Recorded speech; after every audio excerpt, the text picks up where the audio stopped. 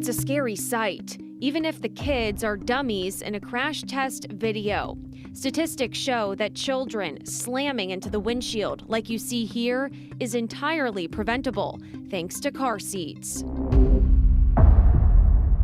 Jacqueline Martinson knows this firsthand. Her daughter was in the hospital in critical condition for months after a serious rollover crash in Prescott in January. Somehow she lost control of the car. The car rolled about 3 or 4 times, and in that process, she was ejected out. But her 11-month-old granddaughter, who was also in the SUV at the time, was barely hurt because she was strapped into a car seat. She actually came out of this situation by the grace of God with just a couple bruises. In Arizona, car crashes aren't even in the top 5 leading causes of death for children under 4. But once they turn 5, it's the #1 killer. Something happens at about 5 years old where we think that they're big enough to sit in the vehicle seat. And so we transition them way too soon from a car seat into the vehicle seat. Once we make that transition, children aren't safe. Yomaira Castillo is the Injury Prevention Program Manager for the Arizona Department of Health Services. She's part of the team that collects annual data about child deaths in our state. Every child should be able to live through a car ride.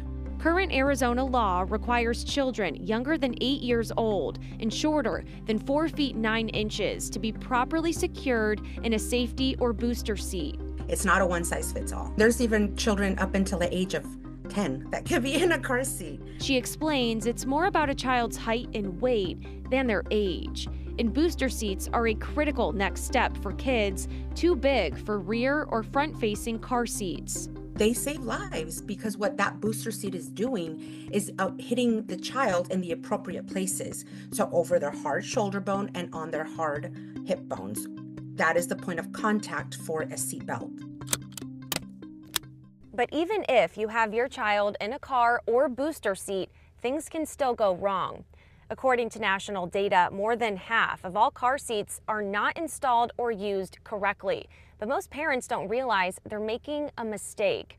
Experts say the proper installation of a car seat can reduce the risk of death by 71%. I would say 90% of the car seats that come through our car seat check events are improperly installed in some way.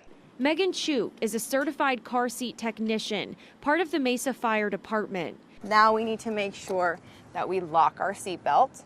She helps parents at monthly car seat inspection clinics and says children should stay in a rear-facing car seat for as long as possible.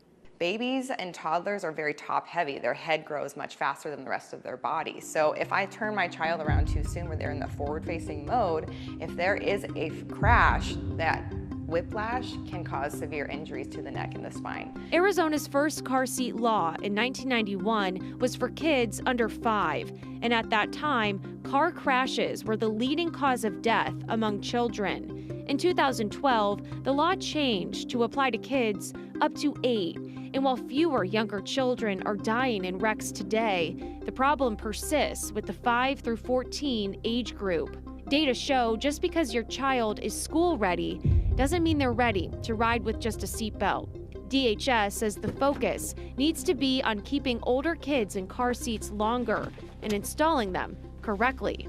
If a car seat is used correctly, facing the right direction, installed the right way, with the harness correct, they save lives, and it's proven, it's in the data.